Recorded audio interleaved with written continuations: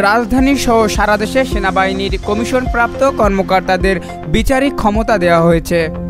গতকাল মঙ্গলবার জনপ্রশাসন মন্ত্রণালয়ের প্রেষণ ২ শাখার সিনিয়র সহকারী সচিব জেতি প্রুর স্বাক্ষরিত এক প্রজ্ঞাপনে এ তথ্য জানানো হয়।